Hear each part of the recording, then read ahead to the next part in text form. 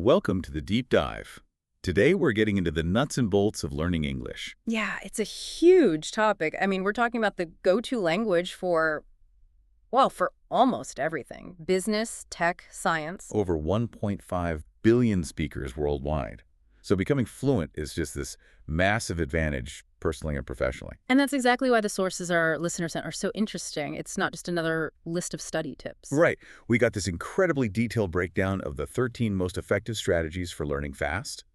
But, and this is the crucial part, we also got a really deep analysis of the 9 specific reasons why English is so difficult. And that's what we're focusing on. This isn't just about tips. It's more like a linguistic dissection.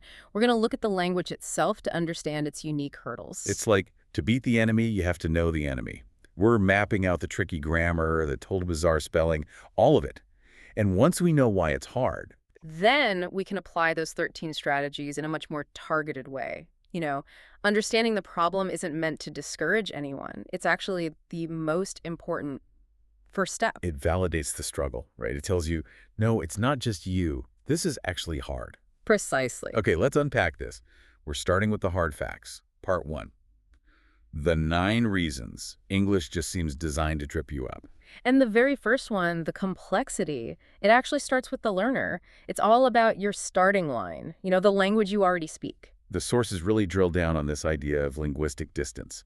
That difficulty is totally subjective. That's it. English is an Indo-European language. So if you already speak a language from that family, say French or German or even Hindi, you've got a bit of a head start. You recognize some words, the grammar feels a little familiar. Exactly. Your brain is sort of pre-wired for some of the concepts, but the further your native language is from English, The steeper the climb gets. it gets much, much steeper. The sources had this perfect example with gendered pronouns. So if you're a Spanish speaker, you already have L for he and ella for she.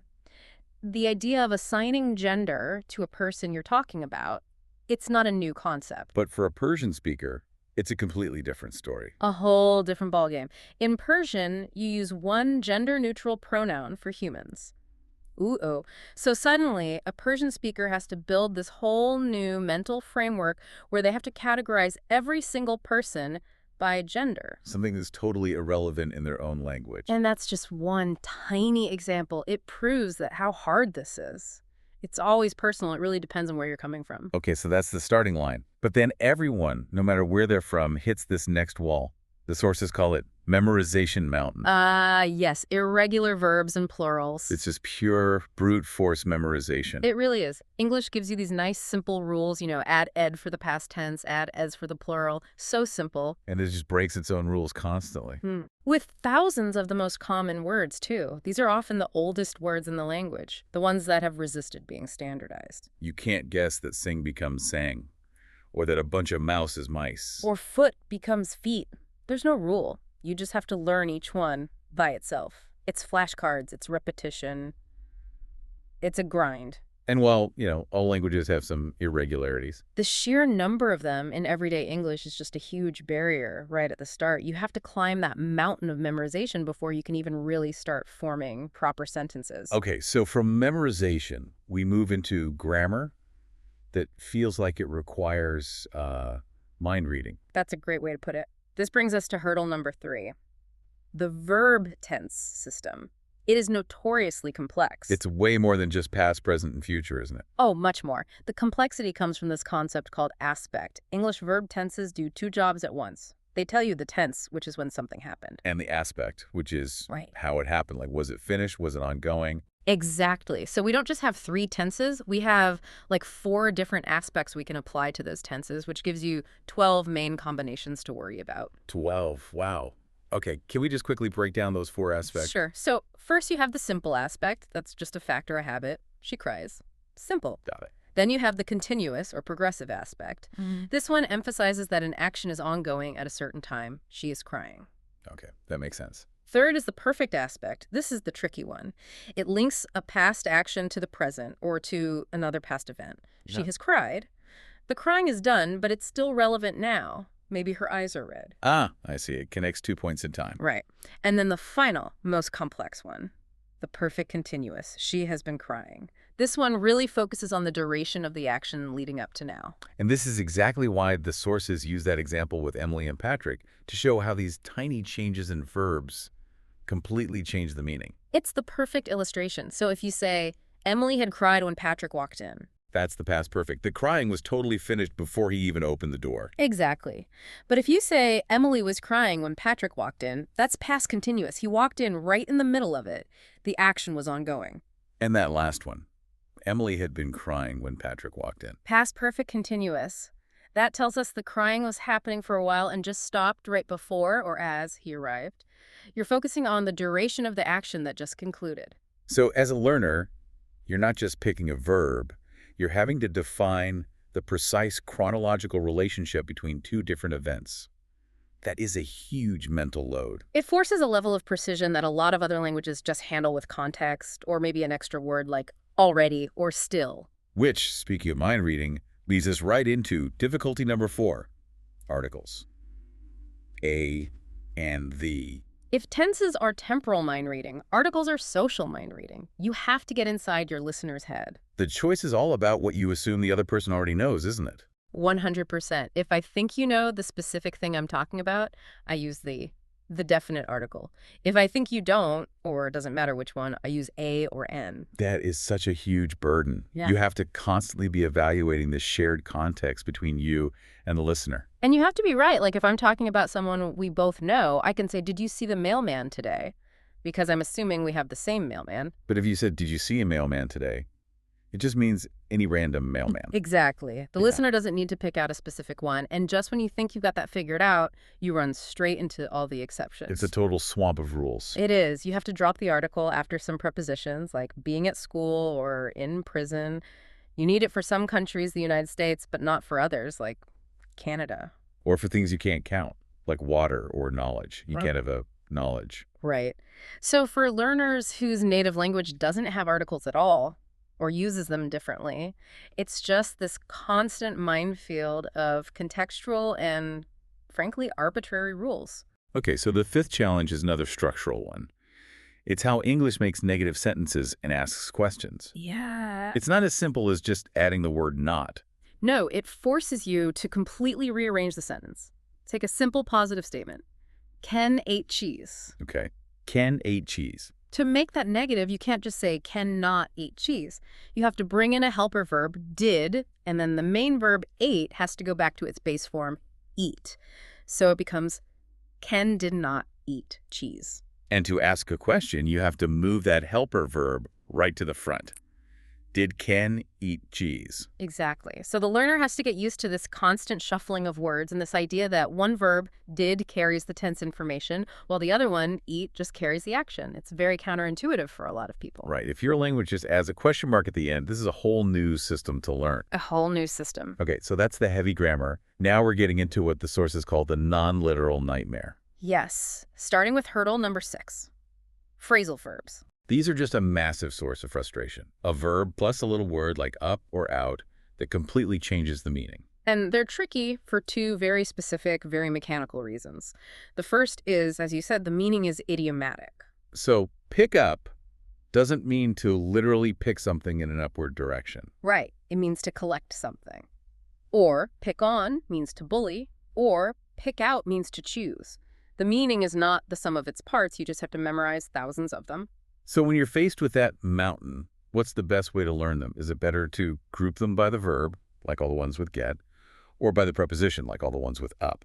That's a really practical question. The research actually suggests that grouping them by the main verb is more effective. Okay, so focusing on get. You learn get up, get over, get by. Right, because you're anchoring this new weird meaning to a high-frequency verb you already know. If you try to learn all the up verbs, it gets confusing, because up can mean all sorts of things. Completion, like eat up, or connection, like catch up.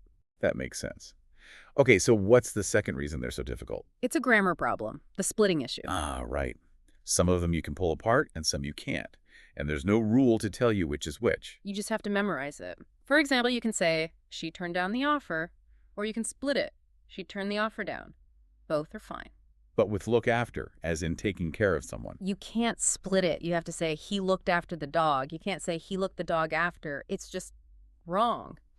So for every single one of these verbs, you have to learn its meaning and whether or not it can be separated. It's another layer of complexity. And this non-literal theme continues with challenge number 7, which is that idioms are just everywhere. Everywhere. And they completely defy literal translation. The example in the source is a fly in the ointment.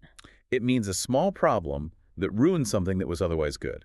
If you translate that word for word into another language, it's just nonsense. Complete nonsense. And that anecdote about the coach's pep talk was so perfect. It shows how common they are in real, fast speech. He used, what, 6 of them in about 30 seconds? At least. He said, here's the deal, which means this is the situation. Then, it's a piece of cake, which means it's easy. Step up, chip in, miss the boat. Blow them out of the water. Right. If you're a learner who is focused on literal meaning, that entire speech is just gibberish. This is why just passively watching movies doesn't always work. You have to actively hunt these phrases down and figure out what they mean.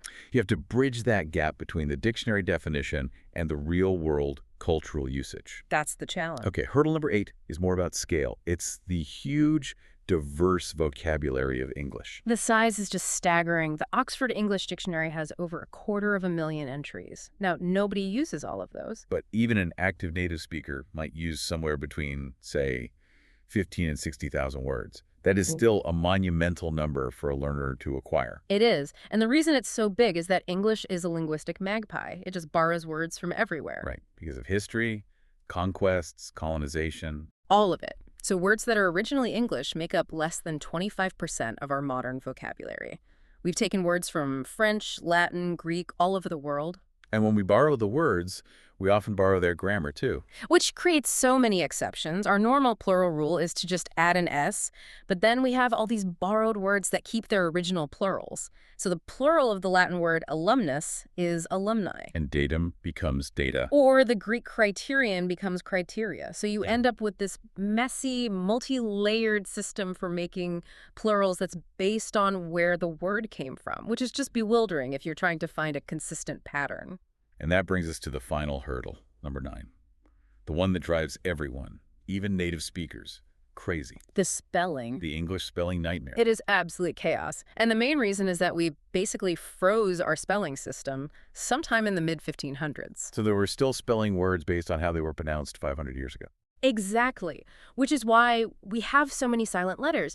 The K in knife used to be pronounced. The E in thought used to be a throaty sound. The sounds vanished, but the letters stayed. And we also have the problem of having way more sounds than we have letters to write them with. That's the other huge issue. English has something like 25 different vowel sounds, depending on your accent.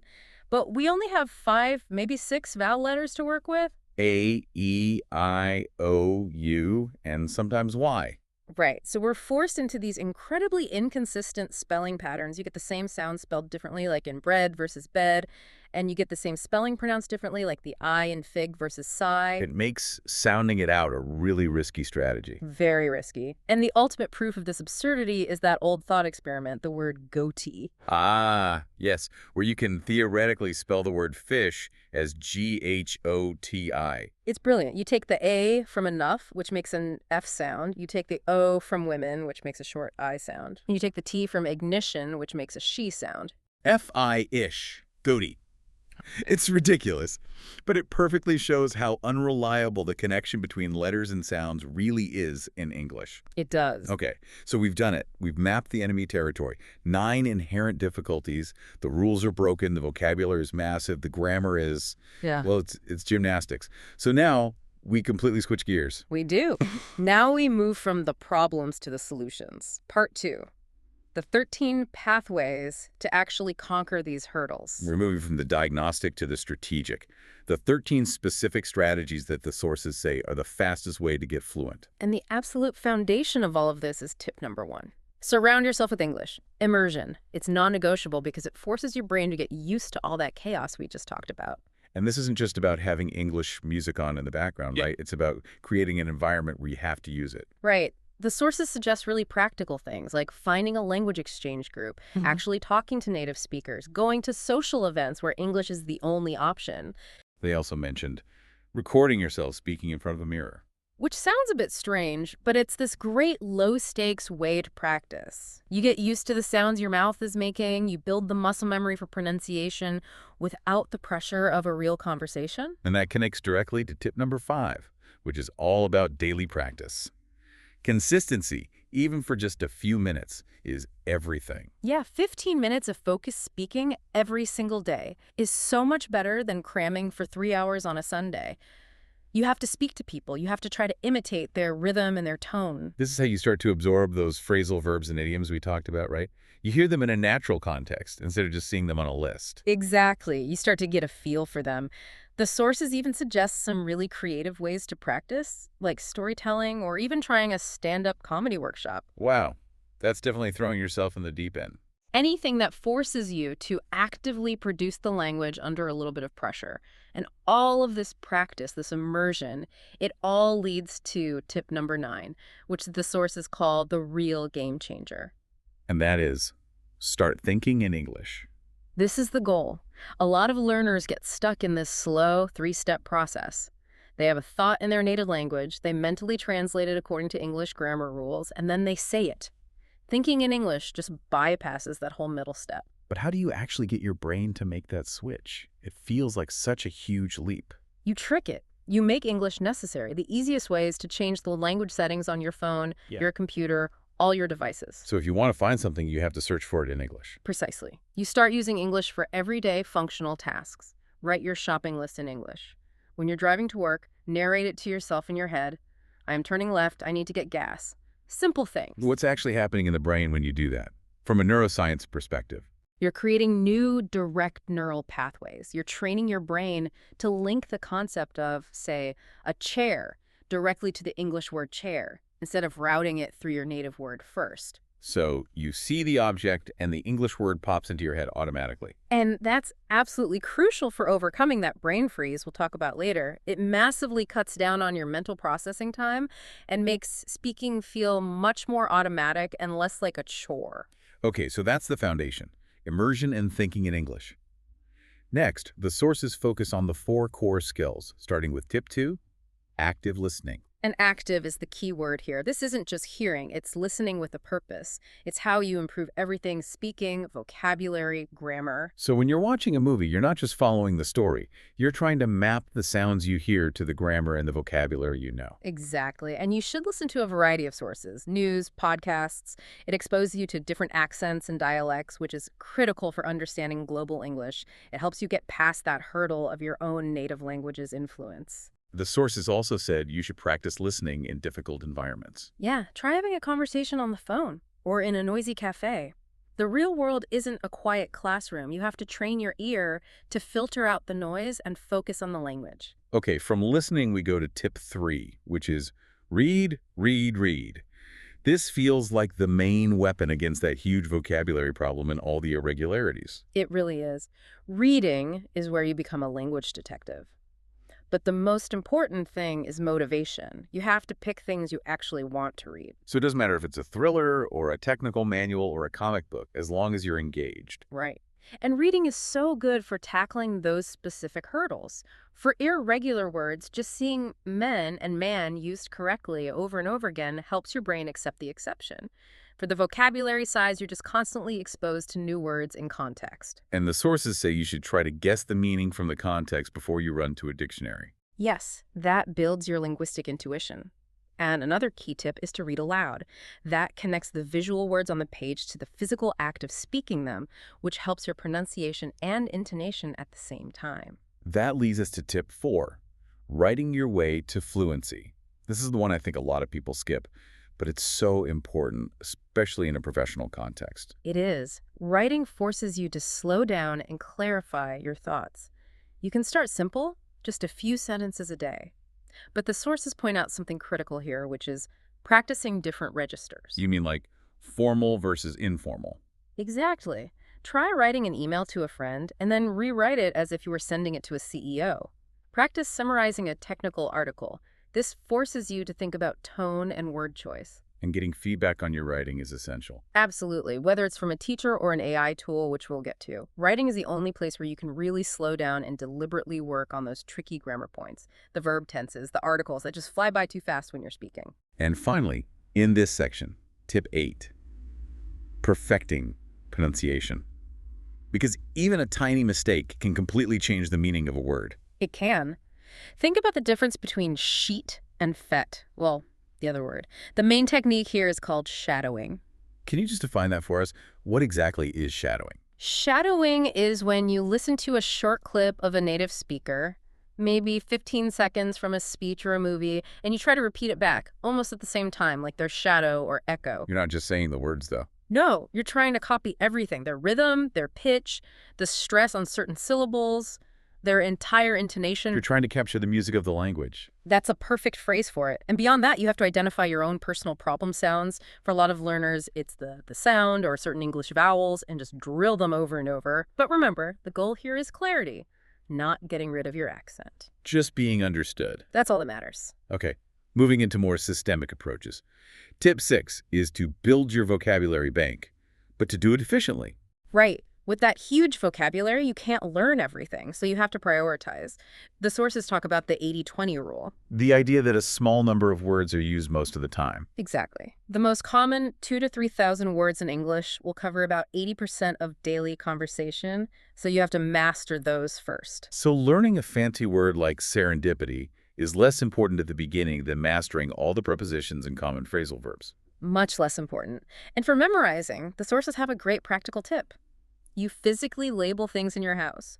Put a sticky note that says chair on your chair, one that says refrigerator on your refrigerator. And you say the word out loud every time you see it. Every single time. It creates this powerful direct link between the object and the English word, which builds that speed you need for thinking in English. And then there's tip 7, mastering grammar rules. This is for tackling those complex tenses and articles we talked about. Grammar is the skeleton that holds the language together. You have to start with the absolute basics. Subject-verb agreement. Simple, present, and past tense. You need that solid foundation before you can build anything more complex. And what are the best tools for this? Grammar checker apps are great for getting instant feedback on your writing. Educational YouTube channels are fantastic for breaking down complex ideas visually. And surprisingly, the sources mention tongue twisters. Tongue twisters? For grammar. For grammar and pronunciation. They force you to sequence complex sounds and grammatical patterns very quickly. Interesting. Okay, tip 12 is an old school method that's making a comeback. The translation technique. Yeah, but it has to be used in the right way. It's great for beginners who are struggling with that linguistic distance and for advanced learners who are trying to grasp nuance. The key is to get beyond word-for-word translation. You should be paraphrasing instead. Exactly. You read a paragraph in English, then you put it away and try to write the main ideas in your native language. Then you take what you wrote and translate it back into English without looking at the original text. That process must really highlight the weak spots in your understanding. It does. It shows you exactly where your native language's sentence structure clashes with English. You see where you're making mistakes with word order or how an idiom gets lost in translation. It's a very powerful diagnostic tool. And finally, tip 13, structured learning options. This is for people who realize they need a bit more support. Right. If you're someone who needs accountability and a clear curriculum to hit those hundreds of hours of study time, then commercial courses are a great option. They offer feedback from expert teachers, and they're designed to walk you through all these hurdles in a systematic way. Okay, so that brings us to what might be the biggest hurdle of all. It's that feeling so many learners have. I can understand everything, but I just can't speak. The passive versus active knowledge gap. The sources say it comes down to 3 things. Not enough practice, language anxiety, and focusing on the wrong things. So to bridge that gap, we need practice that is low pressure and high frequency. And that's where technology comes in. Tip 10 is technology as your learning buddy. And we're not just talking about vocabulary apps. The key is interactive speaking tools. Like talking to Siri or Alexa. Absolutely. You can ask them complex questions, give them detailed commands, and they provide zero judgment practice. They don't care if you made a grammar mistake. They only care if they can understand your sounds. It's fantastic for building clear pronunciation and confidence. And tip 11 takes this to the next level. Storytelling with AI. This is where things get really interesting, especially for professional learners. You can use large language models like GPT-4 to create personalized practice scenarios. How would that work? How do you use it for more than just asking it to translate something? You give it a targeted, production-focused prompt. For example, to practice idioms, you could say, "Act as my manager. We're going to role-play a conversation about a difficult project. I have to use at least 5 professional idioms correctly." Wow. So you're turning passive memorization into active conversational use, and that AI can give you instant feedback on whether you use them appropriately. Instantly. Or for writing, you can say, "Here's an email I wrote. Please identify all the passive voice sentences and help me rewrite them in the active voice, and check my use of articles." It gives you this immediate, personalized feedback loop that accelerates learning so much faster. So the technology can handle the mechanics, but what about the psychological barrier? The anxiety, the perfectionism, the fear of making a mistake? That's the bigger battle. And the solutions are all behavioral. First, you just have to prioritize speaking. If you spend all your time reading and listening, those skills will always be stronger. You have to force yourself to speak every single day, even if it's just to yourself. And second, you have to embrace mistakes. You have to reframe them. A mistake isn't a failure, it's a data point. It shows you what you need to work on. Real people listen for your meaning, not for your grammar. If you wait until you're perfect, you'll never speak. And the sources again mentioned recording yourself. It's so powerful. When you listen back, you can be objective. You can hear where your pronunciation wasn't clear or where you hesitated for too long. It allows you to target your own specific weaknesses. Okay, let's talk about the 2 biggest confidence killers: perfectionism and worrying about your accent. Perfectionism is the enemy of fluency, period. You have to accept that your English won't be perfect, and that's okay. In a professional setting, being clear is so much more important than having flawless grammar. And what about the pressure to sound like you're from London or New York? It's totally misplaced. English is a global language with thousands of clear, understandable accents. The goal is intelligibility, not imitation. If there are specific sounds you make that cause confusion, work on those. But don't let worrying about your accent stop you from speaking. Finally, what about that awful brain freeze moment when you know the word, but it just won't come out? That's usually a confidence issue, and it happens when you're still relying on that mental translation step. The only way to fix it is through more practice. The more you force yourself to speak, the stronger those neural pathways become, and the more automatic the words feel. It's all about consistency. So we have the challenges and we have the strategies, but now we need to talk about the final piece of the puzzle: setting realistic expectations. This takes time. A lot of time. Fluency doesn't happen in a few weeks. The sources provide some really concrete benchmarks for this, based on the official European framework, the CEFR levels. And these are measured in hours of study. Guided learning hours, yes. So for a complete beginner to get to level A1, which is the most basic survival English, you need about 90 to 100 hours. Okay.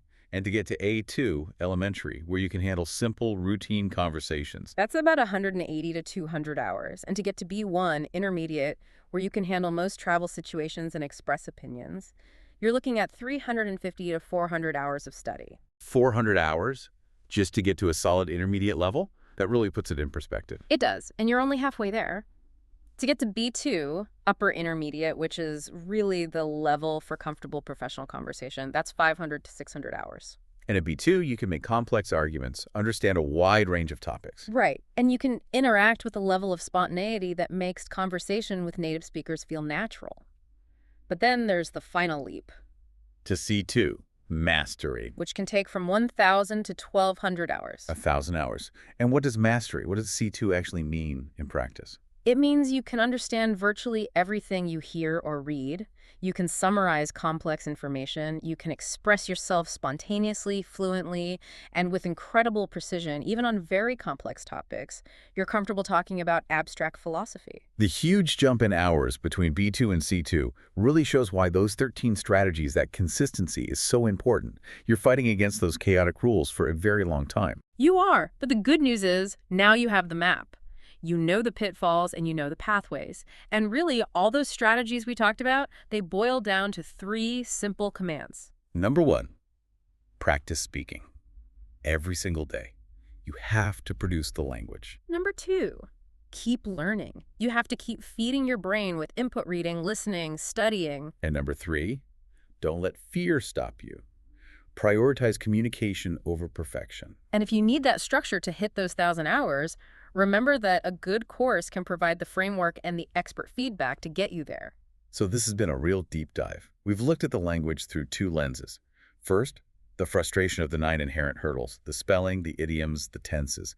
But then we balanced it with 13 concrete, actionable strategies for success. And the final takeaway should really be an empowering one. Yes, English is hard, but it's also the most studied second language in the world, which means the resources to learn it are everywhere. The only thing you really need is hard work and consistency. So what does this all mean for you, the listener? Well, maybe the biggest sign of progress isn't just knowing more words. It's when you start to recognize why something is difficult. When you can pinpoint the exact phrasal verb or the specific tense that's confusing you. That awareness is what really accelerates your learning.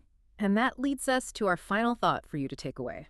Think about the difference between your passive and your active vocabulary. You probably understand thousands of words when you read or hear them. That's your passive knowledge. But real fluency only happens when you can pull those words out and use them yourself in conversation, in writing. That's active production. The true test isn't how many words you recognize. It's how many you have the confidence to use. So the challenge is to start making that leap today, from just recognizing words to actually using them. We'll see you next time on The Deep Dive.